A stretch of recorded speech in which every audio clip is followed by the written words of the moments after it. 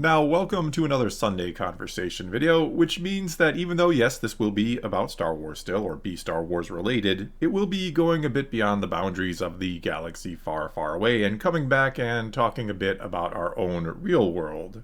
And recently, as you may have already seen and or heard, but Amandla Stenberg, who plays both May and Osha in The Acolyte, but she did something a little bit like this herself. She had a thing or two to say about the real world along with Star Wars fans, which she did by putting out a song or music video on Instagram that called out fans for all the intolerable racism she says she has received lately. And if you haven't seen it or don't even know what I'm talking about here, I will try to remember to put a link to it in the description below.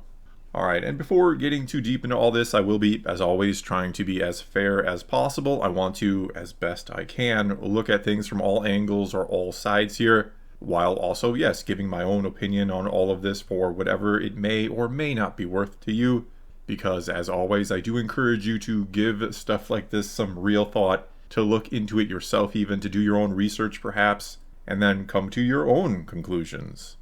And so with that out of the way, I will start out by saying that I certainly understand her frustration. I may not entirely agree with how she presented it, or with everything she had to say, but I certainly do understand it, and I think, sure, she has every right to say whatever the hell she wants, about whatever the hell she wants. That is the beauty of freedom of speech. You get to say what you want, and then others get to say what they want in return, and some have certainly responded to this video, but we'll get a little bit more into that later. And one of the reasons why I do understand her frustration is because she is, apparently, or has said that she is a huge Star Wars fan. That she has been one her whole life. She even cosplayed as Padme for Celebration last year. And so yeah, it's got to be nothing short of a dream come true for her to be in Star Wars, to be a star in a Star Wars show like The Acolyte. As it also has to be nothing short of a nightmare to be in a show that many Star Wars fans are not enjoying, if not downright kind of hating on, and certainly from her point of view, it is also a show that many never gave much of a chance to. There are indeed a lot of fans who were attacking The Acolyte long before it ever came out, or before even a trailer came out. Or maybe I should say they were mainly attacking the showrunner Leslie Headland, and then by default, or by extension, the show too, though there is also a lot of just displeasure with Disney Star Wars, which has a lot to do with the shows generally being met with some skepticism. But anyway, Leslie Headland is, I would argue, the main reason why so many were already against the show long before it ever came out. And that was because, right or wrong, whether you agree or disagree with this, but that was because she was the personal assistant of Harvey Weinstein, who did some really, really bad things. And if you don't know what those things are, then do feel free to look him up. I am not going to get into all that here. And so, because of Headland's relation to him, because she worked closely with him, many feel she must know or have known something about what was going on or what he was up to, that there is no way you could be someone's personal assistant and not know some of the things that they are doing. And hence, at the very least, even if, yes, we should very much uphold innocent until proven guilty, they don't think she should have been chosen to create a Star Wars series. They don't think she deserved the honor, you could say. Or that, again, right or wrong, she's not exactly the best person to head up a show for a Disney property, given who she once was very closely associated with. In other words, a lot of the pre-game hate for the show didn't just kind of come out of nowhere. It didn't happen because of the diverse cast or anything like that. Many people started to attack the show because of Headland and how much they disagreed with her getting the chance to work on Star Wars. Though yes, when it was initially announced roughly 4 years ago, and it was said to be or going to be female-centric, that did raise some eyebrows as well, and perhaps rubbed some the wrong way. I mean, the claim these days is that now Star Wars is for everyone, so why would you make it female-centric? So basically, yes, the show did have an uphill battle ahead of it. There are, or were, some fans out there, a lot of them perhaps, who were never ever going to give this show a fair chance because of Leslie Headland, and that is their right to feel that way and to express it, even if you could argue it is not being the most fair you could ever be. That there were other people besides Leslie Headland responsible for the creation of the show, and it's not fair to them to judge the entire project just based off your opinion of her. And from my point of view, as someone who just wanted to look at the show itself, independent of how I may or may not feel about Headland, who just wanted to judge it as I saw it, well, I also did go into it with, yes, some apprehension or fears, mainly or almost entirely or pretty much entirely regarding how it would handle the lore, how it would handle the Sith 100 years before the prequels when they should be hiding away in the shadows and not fighting Jedi. And I certainly wasn't alone in fearing how it would approach this. Many fans felt the same way or had the same kind of doubts and fears that I did, and now feel that since the show has indeed come out and that we have seen half of it, that it has been kind of disrespecting, if not downright breaking the lore. For many, it isn't about Headland at all, or about it being female-centric, or the diversity, or anything else close to that. It is only about the show breaking the lore. They are Star Wars fans, they want things to be consistent, and when they're not happy.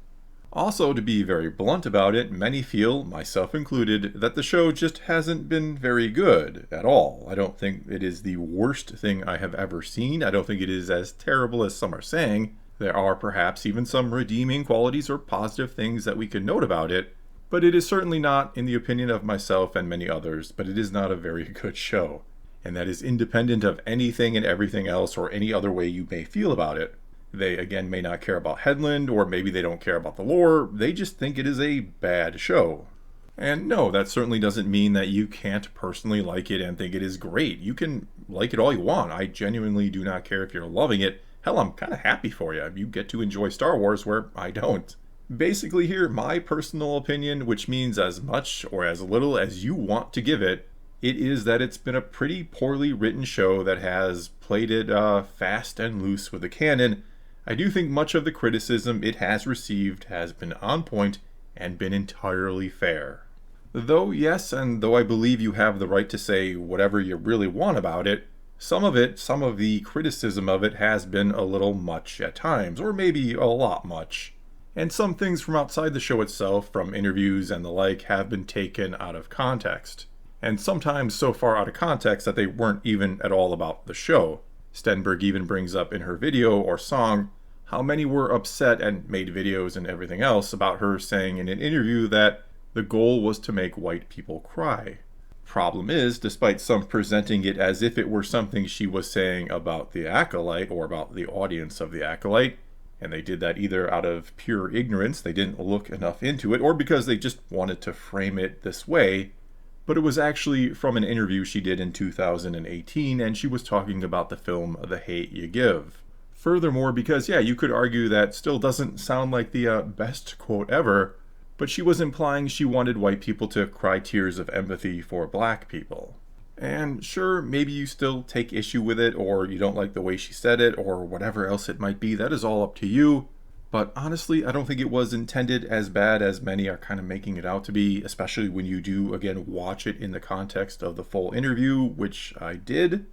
There are then some other things she talks about in her music video or song that she is upset about, and I am not going to go into all of them. You are free and again encouraged to watch the video yourself and come to your own conclusions on it. And look, I do to a degree again understand her, or at the very least want to try to understand her. I do get why she was so frustrated and why she wanted to kind of strike back after so many have not been fans of the show and have taken things that she said out of context. And sometimes so far out of context that they dug up a 6-year-old interview that had nothing to do at all with the Acolyte.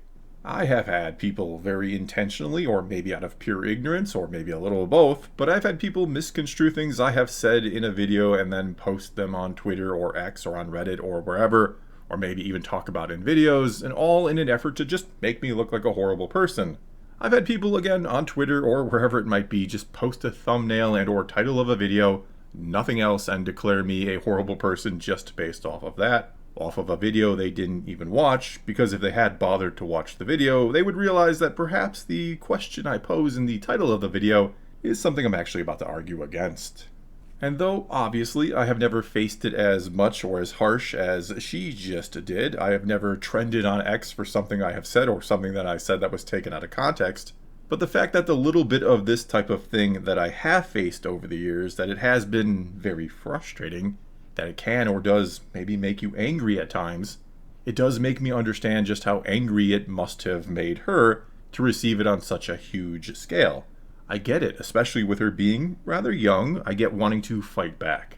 I get how, again, when you're young, you think you can take on the whole world by yourself and win.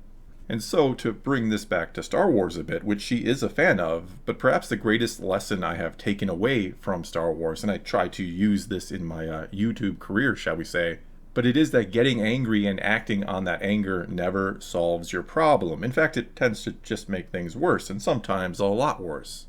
And though, yeah, I think she has every right to be angry and to make the video she did. Again, she can say whatever she wants to say, but so too can those in response. They are certainly free to say whatever they want back and to express their views as well. And of course, many of the responses, and she even asked for them in her original post or initial post, she said you all have 72 hours to respond, but many of those responses to her video have attacked her right back, which I'm wondering if it'll prompt her to do the same. Will she now follow up with yet another song or another post and just keep it going? And even if she doesn't, it's not like plenty of others haven't already taken up her call to arms. We once again got flooded with articles from the media talking about how horrible and terrible Star Wars fans are. That the only explanation for all the negativity towards the Acolyte is the diversity in it. That some Star Wars fans just can't stand anything but straight white males in the franchise. Which, as I have pointed out many, many times before, does not hold up to scrutiny. It doesn't hold up if you do, just an ounce of research instead of intentionally trying to misconstrue everything to make your point or to pitch your narrative to the masses. Because, for one, Star Wars fans have zero problems attacking straight white males too. George Lucas himself, the creator of Star Wars, as well as someone like Hayden Christensen, they have been the target of their fair share of hate from the fans as well. Even the media, back in the prequel days, they had no problem whatsoever attacking George Lucas, or Hayden Christensen, or even poor Jake Lloyd. Not to mention, the media also wasn't afraid to attack Jar Jar Binks, played by Ahmad Best. So was that all racially motivated then? And if not, why must we always make the assumption that hate received by anyone today in Star Wars who isn't a straight white male is motivated by something other than Star Wars related issues? And I'm not saying that none of it ever is, that literally zero comes from a place of genuine hate for a group of people, but I don't think it is anywhere near as much as they always try to sell it as. I think what most Star Wars fans care about is, Star Wars. And they care so much about it that they only want Star Wars to be about Star Wars, not about whatever agenda you think it should be about. And yes, I know, Star Wars has always been political. George Lucas put plenty of political themes and messages right in his 6 films. And I'm not saying that trying to include some type of social commentary is always going to be automatically bad or should never ever be done. But the truth is, Star Wars is now almost a 50-year-old franchise. It has become something unto itself, I would argue. It has become this galaxy filled with tons of lore and history all of its own. And most Star Wars fans, I would argue, want it to be a reflection of what it has become over this time period, both in universe and out, not what someone thinks it needs to reflect about the world today. Basically, they want Star Wars to just be about Star Wars, no matter how political Lucas may or may not have once made it. And the reason why there is this saying that no one hates Star Wars like Star Wars fans is because they are going to be very critical of Star Wars and anyone associated with it. No one is going to care more about Star Wars than Star Wars fans is another saying that you could have that means pretty much the same thing. And you really need to know that going into working on it, that fans are going to be extremely opinionated and very critical. Which I'm not saying necessarily makes it right or okay that sometimes they go way too far, but unfortunately, that is how it is, and you need to be prepared for it. And so, to start to wrap this up, I do get it. I get that you, Amandla Stenberg, were upset, which you had every right to be given how out of context what you had said was taken, and then you reacted. But that's the problem with those you're complaining about too. They are also just reacting and don't take a moment to think before making videos or whatever else about what you said. And as long as people just keep getting angry at other people and simply reacting, instead of, trying to see things from the other side every once in a while, nothing is going to change. The war will just go on and on and on. And that is, I feel, the heart of the problem here. Neither side even attempts to see it from the other side, which, mind you, that doesn't mean you have to agree with them. You can see something from a different point of view and not agree with it. You can even try to understand it, believe it or not. And so one side sees representation as one of, if not the most important things when making entertainment today. They feel like the wrongs of the past need to be righted by them and by the Star Wars show they're making. Like it has this profound importance that will make the world a much better place. While the other side just wants Star Wars to be about Star Wars. They don't think diversity should be given such a, shall we say, priority. They think that, oh, I don't know, the main focus should be on the story and on the characters in relation to that story and in relation to the universe it is in. But because they don't feel like it is that important or anywhere close to as important as the other side sees it, that other side then sees it as a flat-out rejection of the whole thing. They see it as a rejection of the whole idea or concept of diversity. They feel like that other side must be saying they only ever want straight white male characters, when rather what they're actually saying is, I just want good characters. I don't really care about that stuff, so stop making it such a big deal. And again, just make good characters, and if they're good characters, I don't care what they look like. And believe it or not, if you do again bother to just step back and take a look at the history of Star Wars for just a moment here, there have been a lot of non-white male characters that Star Wars fans have absolutely loved and never once said anything bad about. Even in today's Star Wars, even in the Disney era, there have been quote-unquote diverse characters that fans have absolutely loved and adored because the show they were in was good and the character itself was good to go along with it. Just a look at Andor for the perfect example. It is a very diverse cast, and I've never once heard anyone complain about the diversity in that show because, guess what? The show itself was just good. And so, for whatever reason, we always have to assume the very worst out of the other side, and when you do that, when you call the other side the worst thing you possibly can, you're only going to make them, again, react in an attempt to defend themselves or defend what they believe. Calling something woke garbage, for example, only encourages those making it to make even more woke movies and shows because they think there is this mass of people out there who reject everything they're doing and that need to be, I don't know, fixed or something. And when you always just assume those people are indeed nothing but a bunch of racists or sexist or whatever, when you keep prioritizing your agenda in a franchise they have loved forever and telling them they are terrible people for not caring as much about the things you do as you think they should, even though they do love and have a history of loving characters of all races and genders, well, maybe that's not exactly fair or helping much either. Maybe the truth is that, yeah, we could have a little more diversity in movies and shows than we have in the past, but that it's okay if fans don't think that it should be or needs to be such a huge priority, or always something that needs to be talked about. Maybe Star Wars fans, oh, I don't know, maybe they just want Star Wars to be about Star Wars. Maybe in relation to it, they care more about what goes on in that galaxy than what's going on in the world today. Maybe they even go to that galaxy to get away from the world of today a little bit. I don't know, maybe I'm crazy or maybe I'm onto something. That is up to you to decide. Well, I think that is going to be all I got for you this time. So now it is your turn to take to the comments below and tell me what you think about anything or everything I had to say here. And either way, no matter what you do say, do leave a comment below and let's continue to talk some Star Wars. And until next time, thanks for watching.